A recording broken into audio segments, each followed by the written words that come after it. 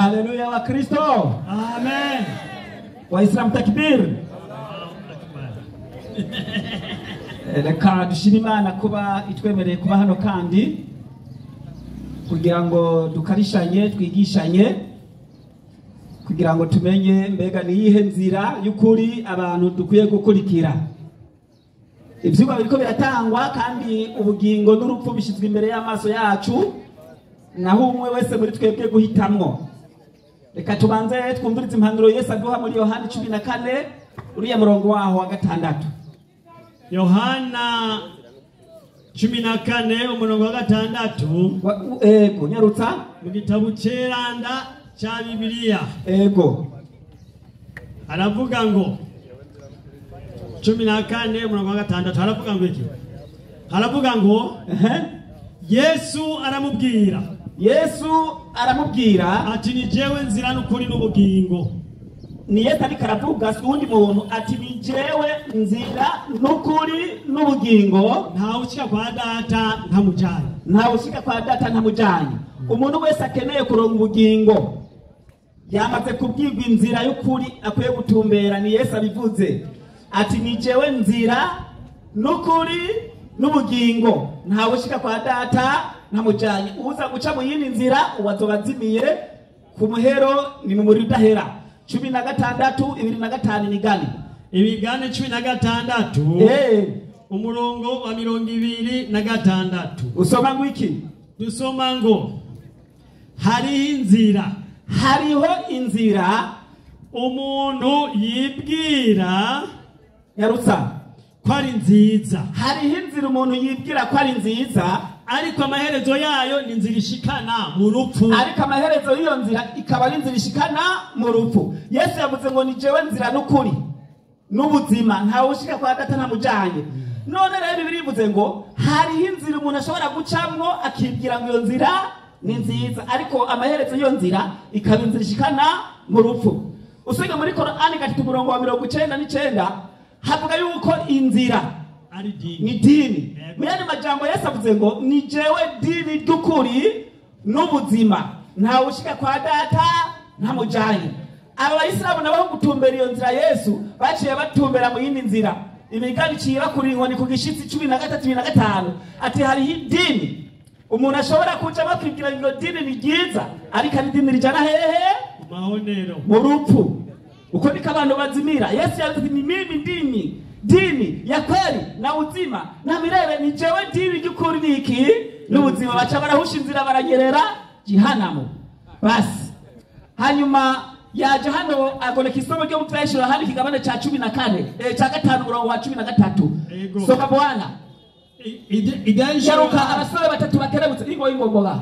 Igaisha Yohana igice ni ca 5 umurongo wa 12. Ndiyo haravuga ngo ngwiki bavuga n'ijwi rirenga. Abo bana bahehe bari abamarayika bo mu ijuru abakuru 24 n'ibinyabugingo bavuga n'ijwi rirenga bati umwagazi yishwe. Umwagazi yishwe. Uwo mwagazi ni inde? Si Yesu.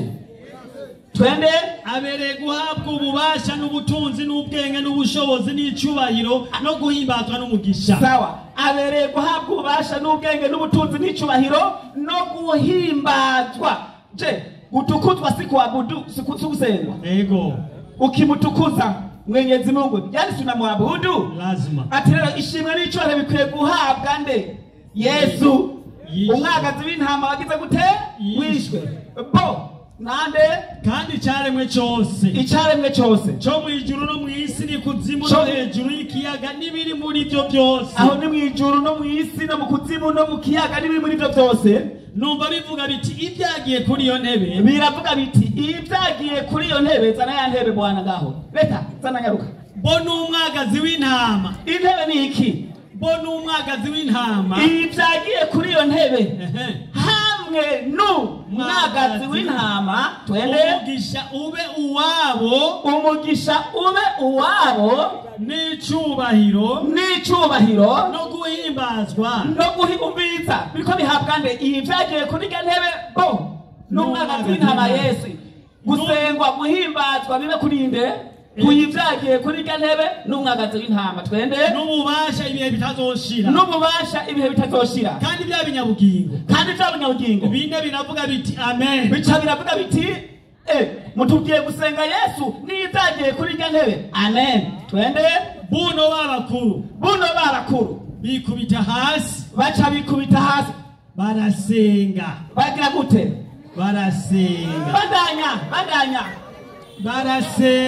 barasenga ego badanya hepfo avuga ngo mbona umwagazi w'intama ndiyo amena kamwe muri twa dushashara ngo bikubise hasi bagize gute indwi tumatanije cya gitabo none bikubise hasi bameze gute barubarara ubarara bwana wewe ingo nawe hendereza twende hariho itandukaniro ryo kubama no kugira gute aba baje barahenereza baca babesha ngo abamarayika barahenereje mu gusenga wapi abamarayika bagize gute barubamye wamehanguka gifudifudi baragize gute barubamye kubama rero no guhenereza n'ibintu bitandukanye muveyo indwi 120 Korani indwi 120 ndiyo haravuga ngo muri Korani indwi haravuga ngo wiki na wachawi bande n'abarozi ndiyo wakapinduliwa ndiyo barahindurwa wakapinduka ati abarozi nibo baza bagahindurwa bagahindukizwa bagaca bagira gute wanasujudu bagaca bahenereza biga rero wakoze ntabwo abamarayika ariko bakora abamarayika baguye bagize gute none iyo bavuga ngo umuntu yaguye yubamye abaguye ameze kurya ahenereje oya bavuze umuntu yaguye basi barubamye aho ndahejeje acaraza 4 Korani 181 Muhammad tubaze Muhammad ageze ku mfiro uce kunonderera arurwa marijane upro 51 ine na gatatu nyarutse asigaye 3 ego ine na gatatu Korani umurongo wa 181 ndiyo haravuga ngo mu gitabo cya Korani ndiyo ndakanyarutse avuga ngo sema ativuka Mwenyezi Mungu mwingi wa rehema ati Mana nyari mbabazi n'ikigongwe angalikuwa na mtoto iyo nza kumenya yuko afise umwana ningekuwa wa kwanza wa kumwabudu ati nari kuwa mbere mu kumusenga mtoto huyo kwa kuwa uwo mwana wiwe kubera yuko ni mtoto wa Mungu wangu n'umwana w'Imana yanje 3:17 Matayo 3:17 tubazi Imana yo mwijuru mbega Mana yo mwijuru abayisilamu bavuga ngo baragusenga batakuzi urafise umwana nta ufise Matayo 3:17 haraka haravuga ngo ndiyo Muhammad yapfuye atazi ko Imana ifise umwana aho yari kumvira ariko aratigerega nyuma ati yo sinarizi ko ari umwana w'Imana rero ijwi riva mwijuru ijwi riva mwijuru riti uyu niwe mwana wanje nkunda akampimba riti uyu Yesu niwe mwana wanje nkunda akampimbara Abaheburayo 1:8 reka tubaze iyo Mana yo mwijuru mbega Mana wewe wo mwijuru Abaheburayo mbega Yesu arasengwa vipi umurongo hera 5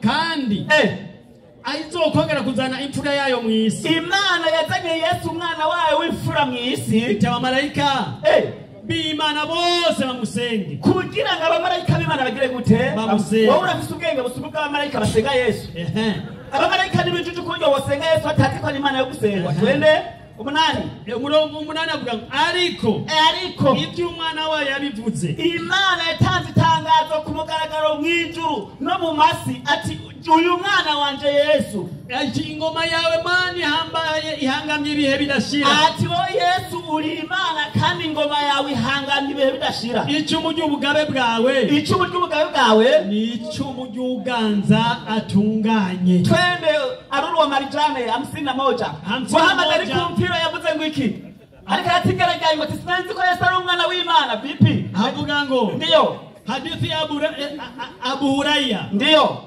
amesema. Yavuze ngo iki? Mtume wa Allah amesema. Ati Muhammad yavuze ngo na hapa kwa ambaye nafsi yangu iko mikononi mwake. Ati ndarahiye kururya umushaha wanje uri mu biganza vyiwe. Karibu atateremka kati yenu mwana wa Mariya. Ati vuba cyane agiye kumanuka nawe n'umwana wa Mariya. Atahukumu kwa uadilifu. Azoca urubanza mu bugororotsi. Atavunja misalaba. Azomenagura imisalaba. Ataua nguruwe. Azokwica ingurube. Ataondoa kodi. Azokuraho amakori. Na mali zitakuzwa nyingi. Kandi ubutunzi buzoba bwinshi. Hakuna aliyepokea. Hautaushoboye kugegeranya. Muhammad ariko aracika na mutati. Narahiye. Haleluya. Amen. Wa Kristo, haleluya. Amen. Haleluya. Amen. Waislamu takbir. Aha, niko biragenda neza. Biratanguye kuryoha. Reka rero muri kano kanya tudatebeje nta mwanya wo guta dufise moja kwa moja kwa mwenyekiti mwenza. Naam, assalamu alaykum wa rahmatullahi wa barakatuh. Nibaze ko mwiko muravyandika uko kubifata ku mutwe burya biraza kubagora. Burya hakantu kose turakandika kugira ntitugate. Namwe nibaze yuko uko tukandika ariko namwe mukandika. N'amasanamu ari karafatwa. N'amasanamu burya ngaha ari karafatwa. Kuri ubu wenda za gusaba umwarimu wanje dufise umwanya mutoyi. Mugabo kabisa ugende n'umwanya aho yaciye. Mu mwanya dufise Alhaji Idrisa. Karibu ngaha. Ningemwomba DJ aongeze sauti kidogo. DJ asheme ijwi gatoya. Aha. Okay. Hai, subhanallah. Sawa. Ubi bintu bigomba bije rero kumugaraga. La ilaha illallah. La hawla wala quwwata illa billah. Assalamu alaikum wa rahmatullahi wa barakatuh. Wa alaikum salam wa rahmatullahi wa barakatuh.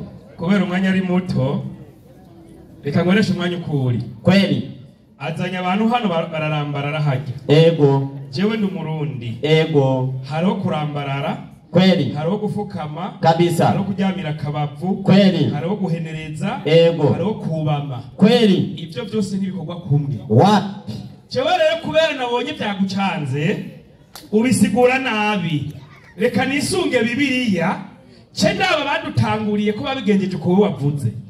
Ziko bimeze gahemu. Kweli. Twirisunze inyandiko. Kabisa. Nehemiya 8:4. Abayisilamu nga batanu muze hano. Yego nukuri. Igitabo cha Nehemiya. Yarutsa. 8 umurongo wa 4. Yego. Inyandikira giriti. Ezira umunyabwenge bivyanditswe. Egereza yekirago hano gatoya. Uko dukunda kuja hashashe ne baiga badusasi. Ezira. Nuko maje mutanzanya abakenyezi banyu. Ezira. Uwo munyabwenge w'ivyanditswe. Umunyabwenge w'ivyanditswe yitwa Ezira. Yarahagaze ku mutara w'ibiti bubaka ico gikorwa nyene. Yego uyu afise n'agatabo n'agakaratasi mu ntoke Ezira yaruyu. Yarahagararanye na Matatiya. Uyu Matatiya. Na Shema. Na Anaya. Na Uriya na Herukiya. Yego. Abo barakwiye he? Abo nibo bari buryo bwiwe. Babiri bazi ni buryo bwawe abandi babiri hepfo. Ibumoso bwiwe. Hari inde? Hari Pedaya. Hari witwa Pedaya. Na Mishayeli. Na Marikiya. Na Hashumu. Na Shibadana. Na Zekariya na Meshulamu. Kabisa. Nuko Ezira azingurura igitabo abantu bose babona. Ico gituma abayisilamu twakubita mu mutwe ako turagendera kituremera. Kuko yaragize gute? Yarahagaze hisumbuye. Hagarara hisumbuye. Maze akikizingurura. Umusigiti twita kuri mimbari. Akikizingurura. Abantu bose bava hasi Ezira heza himbaza Uhoraho Imana isumba byose. Ico gituma uzokuba musigiti alhamdulillahi rabbil alamin. Turarina zuhoraho mukurangiza kadogo. Amen. Badanya. Abantu bose bashira amaboko hejuru bati amen amen. Ngaba muvyumva musigiti komeza. Baraheza barunama. Unama. Aho nukunama. Baraheza barunama. Yego. Bashika hasi. Wunamye ugashika hasi ruterwa bukwi. Imbere y'Uhoraho. Bagira gute? Bubika amaso kw'isi. Ubama mushira amaso kw'isi. Bamwe mwahenereza gutya. Udashize amavi hasi kuko amaso hasi turaba. Yego ushira uruhanga hasi. Utafukamye turaba. Kuko guhenereza ntagushira amavi hasi. Eka. Guhenereza ushira amaboko hasi. Kandi guhenereza nirivuye mu guhena. Uburi gusa. Aba barambaye babaye tutawafundisha na kiu. Ezra rero yasenzuku Kweli genda umurundi kabisa, ntubenda kabisa, nimwipireyo kweli uko kubama n'abamareka mwijuru basenga uko bimeze uko bigenda. Narabye kwigwa muri Bibiliya Katolika sanga ni muyemera yo irakubwira kufukama ugacukoza n'umutwe hehe ku butaka. Ubisoma mu gitabo cyitwa mwene Siraki urayifise imprimanto page ya mwene Siraki 5:14. Kweli ucona kuwa kufukama ugashira uruhanga hehe hasi uko kubama. Acaragenda ndio aja muri Yohana 14:6 ngo ni jewe nzira no kuri n'ubugingo. Reka manze namushimire Kweli kwiri jambo kabisa. Yesu ati ni jewe nzira no kuri n'ubugingo, na ushika kwa dateragize gute ntamujanye uyacengisha abantu gusenga Yesu nawe ati n'abantu mwe jewe ntimuzoshika kwa boss nagize gute ntabajanye. kumbe Yesu yarazi ko arundi boss asumbande Yesu ari nawe Yesu atojana kwa abantu Floribert ngo dusengende Yesu. twemere Yesu twemere wewe. Je nemera Yesu. Kumbe Yesu yari umukozi Kweli atora abantu ajana kwa boss. kweli Wosenga umukozi ubona boss wapi? Chisinzi igigisho zayingera mu twara Ihakiri ziriko zirakora nizo tudatahura. nta ushika kwa data nta muja Nye aho nyene 28 14 28 yarutsa inyandiko igira iti mwarumvise ko nawe yabwiye ntindagiye. Yesu yongera gusubira amaja makomeye yarumvise ko nawe barendagiye ariko nzobagarukako. Yesu ati nzobagarukako iyo muba munkunda muba munezerejwe nuko ngiye kwa data kuko data ari wanduta anduta twebera wese gusenga warutade Yesu na Yesu acavuga wiki 15 Matayo muri cyo gihe Yesu avuga ati ndaguhimbaza data mwami w'ijuru n'isi. Yesu ahimbaza umwami w'ijuru n'isi. none foro ino Yesu yatwara aratubwira wumva twara ngo bisane gasonda n'agatumba kujya ko muri bira mwijuru nta uriyo mwisi ntatwara. Yesu ati ndaguhimbaza boss mwami w'ijuru n'isi. acavuga ngo Yesu bwari umukiristo inna lillahi wa inna ilaihi rajiun. Yesu yari shehe 5:11 Qur'an. Acha tusome 3:52 Qur'an. Yari umwisilamu Yesu inasema havuga ngo iki Bismillahirrahmanirrahim. imbere yo gusoma Yesu nigeze ku izina rya data n'irya mwana wapi nyimba mwana ariwe yari kuba n'irya jene kweli tureka Yesu yigeze avuka. Yesu yagatura gushima mwami Yesu yabwiranye eka ibyo Yesu nabyo yigeze akora. ariko Yesu yari shehe inasema hivi wiki Isa Yes alipohisi kuwa kati yao pana ukafiri. amaze kumenya ko hagati muri hayo abakafiri nawe uraguze ko kwa yule gwagambanye kwa urukafiri alisema hivi yachavuga biki nani watakuwa wasaidizi wangu wa kuitangaza dini ya Mwenyezi Mungu. Tinaona mu bantu banje bateka ko reka bibikafiri ni bantu bazofasha gutangaza idini y'Imana. Wanafunzi wake wakasema abanyeshuri bakiga bigisha baravuga bati sisi twebwe ni wasaidizi wa Mwenyezi Mungu, turafasha Uhoraho Imana rugira byose, tumemwamini Mwenyezi Mungu, turabakozi b'Imana, twemeye Imana imwe rudende, nashuhudia kwamba sisi kandi turemeje twebwe abigishwa bawe Yesu hakika sisi ni Waislamu. uze kunyereka bavuze ngo turabakirisu Takbir Mo nicyo gituma mu gusenga twubama nka Yesu. Acharazi hiyo inaingia bana, achaja mu migani warinzira umuntu yimira ko ari nziza kandi ari nzira mbi ntuje mu migani. Yesu achavuga ati nijeho nzira n'ukuri n'ubugingo naho dushika kwa data namujanye reka ntebuze Floribe ukara mu gupfuira umukirisu Yesu nakujana wapi? Reka twumve bagiye gutegura kuko mu misiko yagiye gutegura ujya gukoropa, gutegura aho abantu bicara, gutegura aho tuzoshikira n'ipira aho tuzorya mwiza, n'ipira aho tuzogera karagitegura neza kuko yavuze ati nzonwera umutobe wazo mugabi gande bwa data. none wowe mutariye none eka sasa ndiwarize Yesu yagiye gutegurira abantu 15 umunani abari umunyarutse 15 umurongo 8 nyandikira iti icyo mvuga nuko Kristo tuba turavuga hano yacitse umukozi w'abakebwe, yacitse umukozi w'abantu basiramuwe.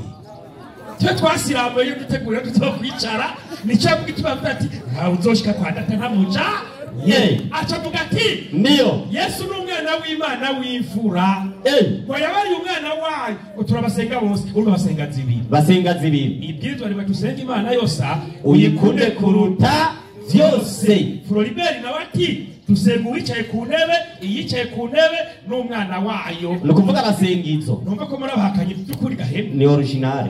Nimurege ibwirizwa rya mbere nimu byumva kweli akazina ko bahakanye karababereye akazi kanyu murakumbura mu bireke ego kweli urumva mwarimu ndio siko bimeze kweli abana b'Imana babaye ngira mwibariza akabazo nyimwe umusomyi kuvayo 4:22 4:22 mu gitabo cyo kuvayo yarotsa kandi uzubarire Farao uti uzubwira Farao ati kuniko waragize ngo Isirayeli ati Isirayeli n'umwana we wifura n'umwana w'Imana wiki wifura. Tubwire rero ko twumvise yindi fura yabaye imbere ya Yesu acha ifura ya kangahe uratubwira niwaza hano kweli kabisa muda kwisha oya nta kibazo ego. Salamu alaykum. Wa alaykum salam wa rahmatullahi wa alaykum salam wa rahmatullahi wa barakatuh. Kimeeleweka na kitazidi kueleweka. Oya ndibaza abumva bumvishije kweli mugabo rero kitabujijwe yuko n'intumva zama cyo kiratahuritse kweli. Ducunguze umwanya umwete yishure mu minota 7. Summarize 5 minutes. Murakoze cyane kunyongera umwanya.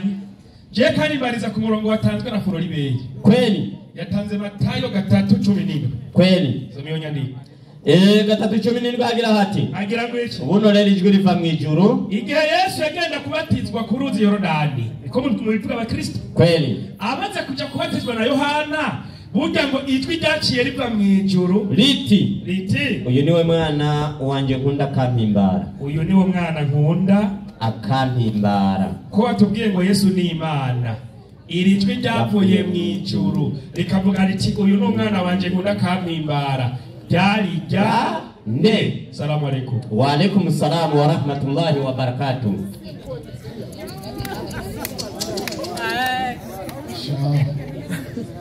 Yakabo karashitse ingo mwenye kiti ingo kabisa.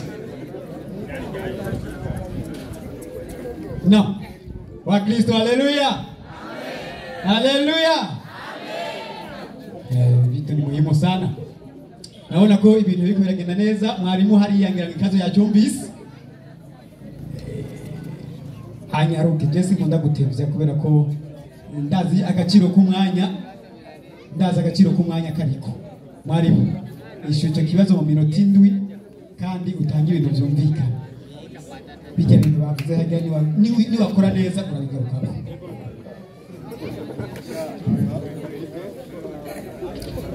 Haleluya wa Kristo. Amen. Waislamu takbir. Sheikh Idrisa avuye hano ngo ni profesa wa maprofesa waje kubaza ikibazo. Acha abaza ikibazo cy'isoma twatanze muri Matayo 3:17 hasubiremo bwana. Matayo 3:17 ndio. Buno rero ijwi riva mu ijuru riti uyu niwe mwana wanje nkunda akampimbara. Riti uyo mubonye abatijwe mukabana muhemu yera amarutse avuye mu ijuru mwishusho y'inuma kamugwako niwe mwana wanje nkunda akampimbara. Ati none tubwire iryo jwi ryavuze ayo majambo ni ijwi ryande. Bwa mbere Sheikh Idrisa bukebuke niko rugendo watanguye kumenya biriko biraza wamaze kwemera kwanza yuko Yesu ari umwana w'Imana. Igisigaye gusa ushaka kugira ngo umenye iryo jwi ryari ijwi ryande. Basi bande misobe twumve. Buno Yesu adugarwa na mpemu mu bugaragwa. Sawa mwageragezwe no mugwani. Yesu acava muri Yorodani acadugarwa na mpemu mu bugaragwa. Ati none rero ryajwi ryari ijwi ryande. Iryo jwi rero nta wundi ryari ijwi rya data. Si kweli? Data kumbe nimba wemera yuko hariho ijwi ryavuze rishinga intaye yuko ati uyu niwe mwana wanje nkunda cyane. Bwa mbere yamaze kwemera ko Yesu ari umwana w'Imana kandi yamaze kwemera yuko hariho Yesu hakaba nande na data. 14:8 Yohana 14:8 mu gitabo cya Yohana. Ndio haravuga ngo iki ku murongo w'8 mu gitabo cya Yohana cya 14 haravuga ngo Filipo aramubwira. Filipo nawe yigeze kuza imbere ya Yesu abaza ikibazo cyashe Idirisa, arabaza ati mbega Yesu, ati mugenzi, twerekeso bizoba bihaye. Yego. Bandanya. Hanyuma Yesu aramubaza. Yesu acha yishura ati mbega ko yarabajije ikibazo cyashe Idirisa, ati ngwiki mbega ko nabanye namwe igihe kingana gitya. Ati mbega Filipo ko nabanye namwe igihe kingana gitya. Nuraruhumenyaga Filipo. Nuraruhumenyaga Filipo. Ubonye jewe ababonye data. Ubonye jewe ababonye none uvugute ngo twerekeso. None uvugira iki uti ngo twerekeso? Niwizeye ko jewe ndi muri data na data ari muri jewe. Niwizeye ko jewe ndi muri data na data akaba muri jewe. Basi rero ico kibazo namaze kubukubwira yari data. Mugabo Yesu avuga ngo jewe ndi muri data na data akaba muri jewe. Kandi iyo bajije ikibazo titwereke data avuga ati none jewe ko nabanye namwe igihe kingana gityo ni muri akaruha mumenya nico gituma wowe utazopfa wamenya Imana ubaye utaramenya nde Yesu. 17:3 Yohana 17:3 aravuga ngo ndiyo ubu nibwo bugingo budashira, kugira ngo abantu baronke ubugingo budashira. Namba 1 ko bamenye wewe Imana yonyene y'ukuri. Nuko bamenya Imana y'ukuri data, bagaca bamenya nande nuwo watumye Yesu Kristo. Ariko ababashehe n'ubundi bwo kuzibindira aho kumenya Imana yonyene y'ukuri ugaca bamenya na Yesu. Bavuga ngo ilala Muhammad arasurura. Mene majambo wamepotea njia. Bavuga ngo bemera Imana mugabo ukwemera nuwo yatumye Yesu Kristo bagaca bemera nde Muhammad. Iyo nzira niyo ibyo mu migani 13:5 ni inzira wibwira ngo ni nziza icana hehe mu mahone. Nawe yavuze ko muri Yohana 14:5 avuga ngo ni jewe nzira n'ukuri n'ubuzima nawe ushaka kwa data ntabujyana. Iyi ni nzira icana hehe mu mahone. Mu mahonero. Abo rero uba wamaze kugira gute? Uba wamaze kuzimira. Yesu rero na data ni umwe. Kandi Yesu avuga ngo nirasenga 5 22 Yohana 5 22 nguriza Yesu avuga umurongo wa 22 Yohana 5 ndiyo haravuga ngo ngwiki 22 havuga ngo kuko se atanumwe acira urubanza, nkuko data atanumwe acira urubanza, ariko imanza zose yazishikirije umwana, ngo bose bubaha umwana nk'uko bubaha se, kugira ngo abantu bagwijuru no mu masi bubahe umwana nk'uko bubaha se. Utubaha umwana ntaba yubaha se yamutumye. Umuntu tubaha Yesu. Bene majambo kubaha Imana no kugira gute? Nugusenga 14:6 Ifashe Yohana kubaha Imana no kuyisenga. Mwubahe Imana, muyisenge, muyihimbaze. Kubaha Imana no kugira gute? Nugusenga. Abuze ngo abantu nibubahe umwana nk'uko bubaha se. Musenge Yesu uko musenga data. Aho niho muzoro mu bugingo budashira. Atari uko ni muri giheno mu. Basi rero nibyo urashaka kwigira umuhinga w'amajambo ukibaza ngo uzi guhinyanyura amasomo ya Bibiliya ariko uri kurishira ko amakara zo gutwara mu murimo hehe. Oya no, nushobora kuvuga ngo uremera Imana utemerana na Yesu. Soma surabo muri Yohana 17 umurongo wa 3 avuga ngo soma 5 17:5 Yohana 17 umurongo wa 5 ndiyo haravuga ngo umviriza nanone data rero data unshimagizanye nawe. iyo bavuze gushimagiza bisigura ngo kugira gute? Unshimagizanye nawe usenge unshimagirishije bwa bwiza naho ranye ndi kumwe nawe isi itararemwa. Sawa. Yesu avuga ati data jewe nanje nuwo kugira gute? Ushimagizwa. Ntashimagizwa nawe niba wewe bagushimagiza bagusenga nanje nibashimagizanye nawe. Bandanya basi haleluya wa Kristo. muda sobanuye ndibaza wabyumvishije. N'abatavyandika nabo barashobora kubikurikirana ku mbuga yawa TV Burundi. Sawa. Naam. Assalamu alaikum wa rahmatullahi wa barakatuh. Wa alaikum assalam wa rahmatullahi wa barakatuh. Jembere numiwe. Ego nakumiza. Nabajije ti ko atubwiye ngo Yesu niwe Mana. abantu bose bakwiye gusenga Yesu. Yesu agaca avuga ati ariko arabatizwa ijwi riva mu ijuru riti uyu niwo mwana wanje nkunda akampimbara. Iri jwi ryari ijyande. Ucunga ngo ryari rya data. Si sawa? Kweli. Kwanza data ni inde? Maraki 2:10. Maraki 2:10 nyandiko igira iti mbega twese ntidusangiye data. Imana yaturemye si imwe. Umva ari watuvyaye. Eka. Je wamvyaye ni papa. Kweli. Ariko waturemye yitwa data ni mwe. Umuremyi wa byose. Nizina ry'icubahiro gusa. Kweli. Ariko ntavyaye. Eka. Ndakubaza ati iryo jwi ryari rya nawe ucungira ngo haje n'ishusho y'inuma. Reka maze Yesu ibi byarabaye canke nirementanya n'abavyemera barazimiye. Yesu ati nirementanya. Yohana 5:36. 5:36 inyandiko igira iti igira kwiki ariko jewe Yesu mfise ikishingiro ntaye kuruta Yohana. Ati biga mwavuze bya Yohana je ndafise ikishingiro ntaye kuruta Yohana kuko ibikorwa data yampaye ngo mbiheraheze. Yego ivyo bikorwa nyene nkora nivyo binshingira intahe yuko data ariwe yantumye. Ico gituma abayisilamu bose twemera ko Yesu ari intumwa y'Imana. Ibirenzaho n'urusaku komeza kandi data yantumye. Kandi data yantumye niwashingira intahe Yesu. Naho murabona naho murumva ijwi ryiwe. Naho murigera mwumva ijwi ryiwe. Iryo rero ntiryabayeho ni Yesu. Kweli. Bandanya. Kandi ntimurabona ishusho yiwe. Irya numa ntiyabayeho. Wapi? Yesu arakuvuguruje. Kweli. Ntuzosubira. Kabisa. Acaraza. Aja muri Yohana 14:8. Ngo Filipo amwoje ngo twereke so. Ngubonye je babonye data. Erega ntiyabeshe. Reka nakongera ubundi. 14:24 aho nyene. 14:24 hagira hati. Utankunda jewe Yesu. Ndabizi ko utamukunda nawe. Ntiyitondera amajambo yanje. Utayitondeye ugwa mu muri. Kandi jambo mwumva. Iryo jambo rero wumva. Si ryanje. Yesu ati ryo si kwanje. Ariko. Ijyane. Ni rya data yantumye. Uko nukuri. Na jewe n'uwantu bagusaba umugeni mvuga uko nyene. Kweli. Umuntu wanijewe ariko ijambo n'uwantu nye. Rero ko mumbonye nazanye inkono ni mumbiki umugeni. None n'uwantu baramuguha. Na Yesu nuko. Nuko bimeze. Uko yatumye nande? Na data. Ubonye Yesu yabonye iki? Imana. Uko yatumye niki? Ni Imana. Aho ndahejeje. Ico yafuse. Ajeja muri Yohana 13 ngo nibwo bugingo budashira ko amanya Imana yonyene y'ukuri n'uwatumye nde?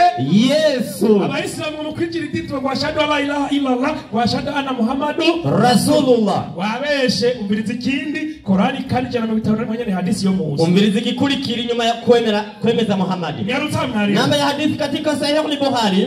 Kutoka kwa Abu Dhari. Biblia kuitwa Abu Dhari. Kutoka kwa Mtume sallallahu alaihi wasallam. Kunuma imani wajishebe kuri we.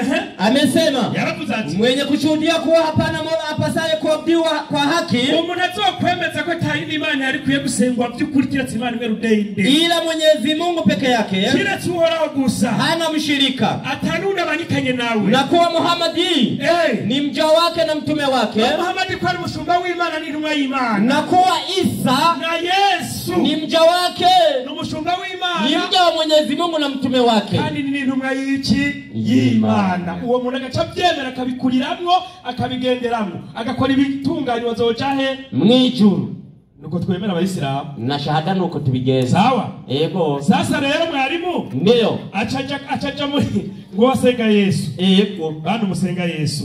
Burya Yesu yarababwiye nuko mutumva. Bado masegonde. Matayo 15:7 nyarutsa. Matayo 15:7 nyandikigiriti. Nyarutsa. Mwandyajamwe. Yesaya yavuze neza ivyavugishwa n'Imana kuri mwebwe. Ati zinyanya. Ataba abantu aba. Banyubahisha iminwa yabo. Uwo bumva kumwonya mu mwemera Yesu. Ariko imitima yabo iri kure yanje. Ariko imitima yanyu iri kure Yesu. Bansengera ubusa. Filibe ungurosaga. Korori urosaga. 0. Bansengera ubusa. 0 sufuri. Isho bigisha ari vyagezwe n'abantu. Ibyagezwe n'Imana bimusenga Imana Yesu yikunde kurota vyose. Ibyagezwe n'abantu ngo basengende Yesu. Yesu ati basengera murinira umuriro.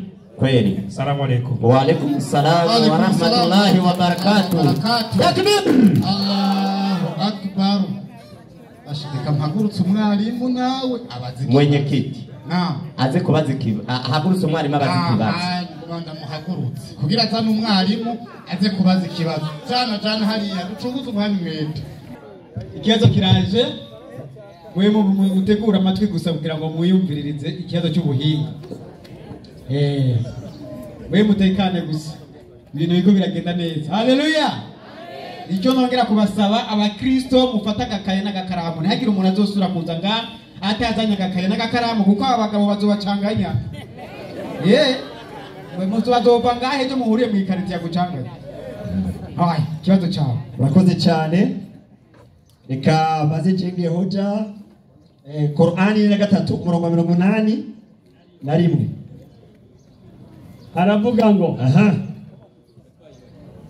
sema vuga Mwenyezi Mungu mwingi wa rehema, Imana yuzuye ikigongwe cyinshi, angalikuwa na mtoto iyawe yarifise umwana, ningekuwa wa kwanza nari kuwa mbere wa kumwabudu mtoto. Nijewe nari kuwa mbere gusenga uwo mwana, kwa kuwa ni mtoto wa Mungu wangu. Kubera yuko uwo mwana ari umwana w'Imana yanjye. Ni kuvuga ngo Muhammad mu bwenge bwa iyo menya gusa uko Imana yo bifise umwana, uwo mwana no bayi wa mbere ndamusenga.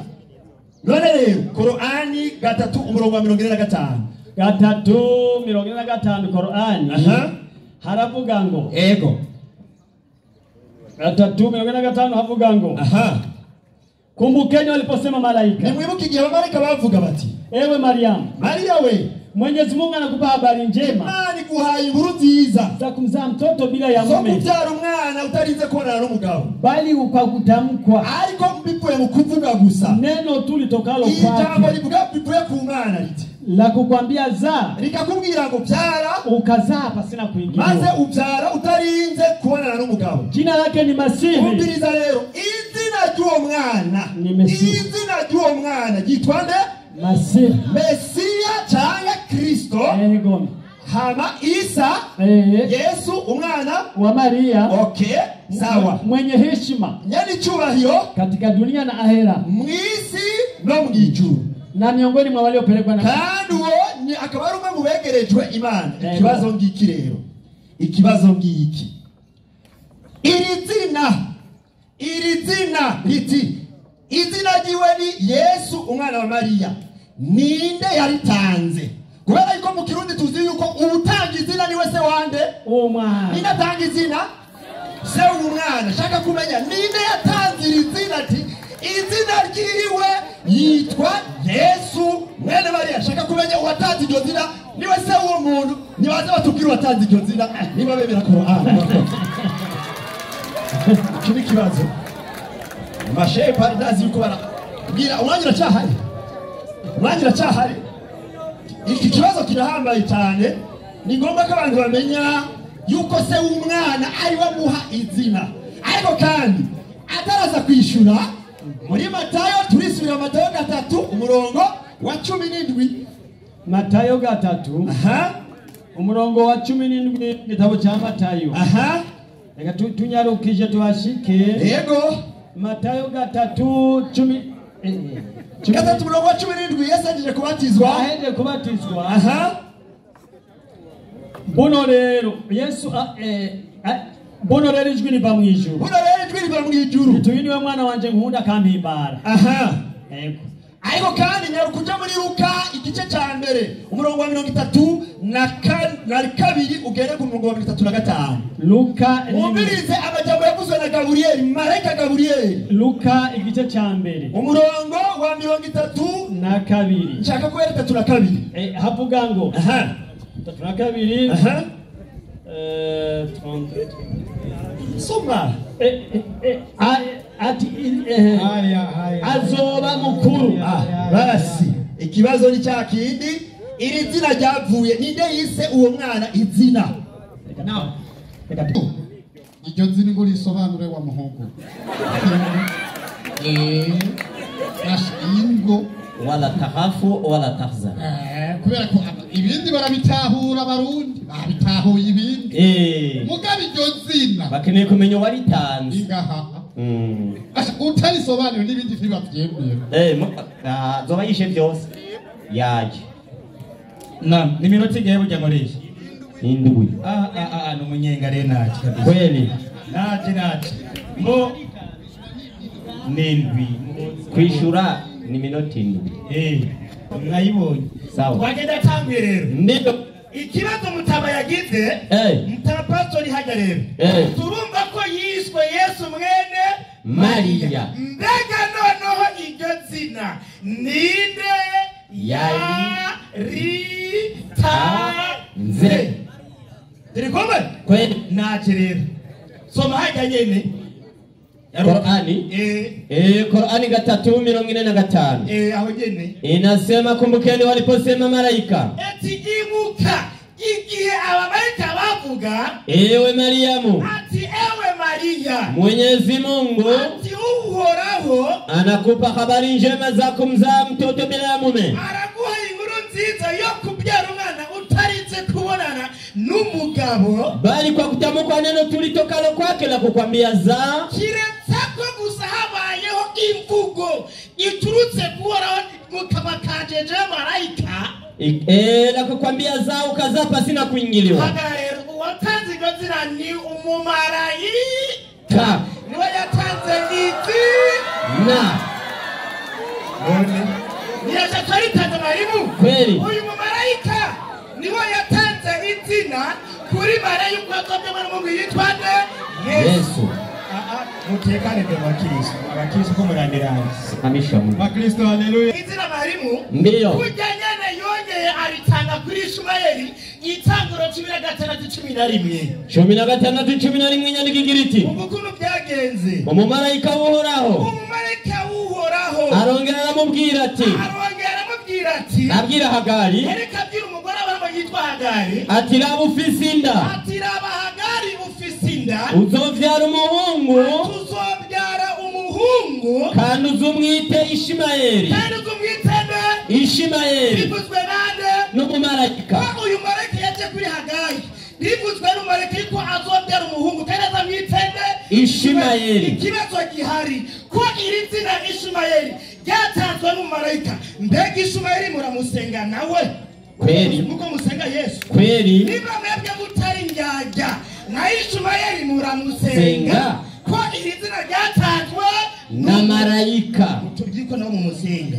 Luka 2:21 Nyaruta inyandiko igira iti, kandi iminsi 8 ishize ngo akebwe. iminsi 8 ishize ngo bamuseramure bamwita Yesu. baca bamwita Yesu. Yazina ryavugwa n'umumarayika. Yazina ryavugwa n'umumarayika. Mariya ataragira iki? Atarasamwa inda. Mariya atarasamwa iki? Inda. Yesu izina ryiwe ryatanzwe n'umumarayika. Ishumayeli izina ryiwe ryatanzwe n'umumarayika. Ariko bagaca bahindukira bagasenga Yesu, bagaca bareka Ishumayeli kandi banganya amapete. Kumba abagabo n'indyarya. Kweli. Mwebwe muri ndyarya mpamvu Yesu ashaka baje bakurikira ibyo bintu bataye. Mwani yaryamwe inyandiko iragira iti, mwami yaryamye inyandikira bwa buyumviriza inyarutsa Marimu. umuntu wese amumereza ati mwami mwami. Umuntu wese amumereza ati mwami mwami. Si bazokwinjira mu bwami bwo mwijuru. Mwebwe ntabwo muzokwinjira mu bwami bw'ijuru. Atari ukora ivyo data wo mwijuru agomba. Atari ukora ibyo data wo mwijuru agomba. Benshi bazombwira kuri wa munsi ngo mwami mwami. Benshi bazombwira kuri wa munsi mwami mwami. Ngo nitwavugishwa n'Imana mu izina ryawe.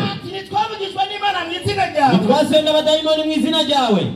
Nitwakora ibitangaza vyinshi mu izina ryawe. Ndiyo. Niho nzobajinjiburira nti. Niho Yesu azoca abajinjira kuko mwacitse inyanya inumva. Ati naho nigeze mbamenya. Ati naho nigeze mbamenya mwaki. Mviraho. Ababwira ati mviraho kuko sindabazi. Mwankora biziramwe. Mwankora biziramwe. bivuzwe nande? Na Yesu. Uritegura neza kabisa. Uritegura neza witunganye. Kweli. Kuko Yesu azokujinjibura. Nabanza mu musiramu kugira. Jewe niko nakoresha kalimi mwarimu. Ndiyo. Yesu azori kujinjibura. Kweli kabisa. Yesu murabyuma kujinji kuno nyine babigenza. Kweli. Yesu urashiramo n'akantu nyine bw'ubwenge. Yego akantu k'ubwenge. Aho ni kuri Yesu. Sawa kabisa. Bagera mwarimu. Ndiyo. Aho byabacangiye abagabo. Barane gutahura ukuntu Imana yarema n'ubushobozi bw'Imana mu kurema. Kubera iki mwarimu? Ndiyo. Nyarusa kwanza ya Qur'ani 43:80 jusqu'à 44. 43:81. Ndio kitu kuvuga ibindi. Inasema hivi. Inasema sema. Sema. Uyu ni Gabrieli ariko abwira Muhammad. Iyi ni discours indirect. Ntabwo discours direct kuri Muhammad, ni Direct. Ivuye kuri Gabriel karavuga abwira Muhammad agira iki? Mwenyezi Mungu mwingi wa rehema Ati uhoraho nye nimpuhwe angalikuwa na mtoto iyo akiba afise umwana ningekuwa wa kwanza wa kumwabudu ati nobaye uwa mbere kugira iki? wo kumusenga. Yariki yo musenga imana ibyara iki? Imana Imana ibyara iki? impene Inka ibyara iki? Inka. Umuntu abyara iki? umuntu. Muhammad acagirwa na Gabriel ati iyi Imana ikiri ya mbere yo Muhammad ngo wari kuba uwa mbere kugira iki? Kumusenga. Kubera ko Imana yabibyaye Na gira kangahe?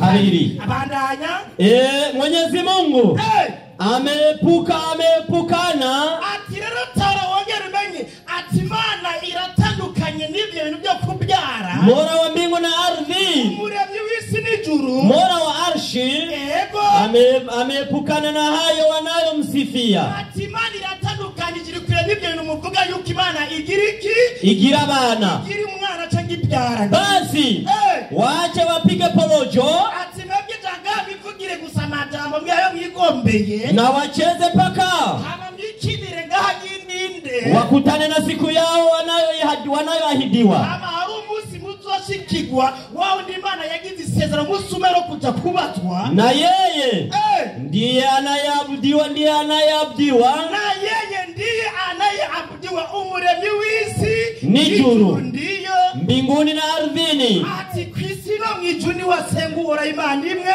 Rutende naye yayiri tapi yari tagira umwana ni mwenye hikima, ati nawe niwe nyenye n'ubugoroti mwenye hikima, mwenye ilmu, kandi nyenye ubumenyi iyo na ametukuka kweli, kandi Imana iratukuzira yanireje yule ambaye ufalme wa mbingu na ardhi ati Imana inyerando ati ujanye n'ubwami bw'ijuru n'isi na vilivyomo ndani yake n'ibirimo byose. Nibaza inyishu wayumvise muze kutubya ko nahishima ari mu musenga kweli. Wa alaikum salam wa rahmatullahi wa barakatuh. Ducunguze umwanya umwete wahagurutsa umwarimu. Haleluya. Mwarimu Pastor Ruberi wumva wishu ngo uvuge kutishu ihute mu mwanya ni mwisi. Okay, uravuze uti Floribert. Haleluya. Amen. Nabuze ntibuke niko rugendo biriko biraza. Ego. Aratanguye kwemera yuko kweri Imana yagize gute Yabyara. kandi ngo umwana vyawe n'Imana nababiki Imana. bizu ko nyene nani guhezagire cyane shehe. Ejo uzobatizwa uzoba umupasitori mwiza mu misi igiye kuza. Amen. Nibyo twarondera yuko uvuga wamaze kubivuga. Subirira muri Luka kigabane ca mbere 32 hera kuri 330 bwana.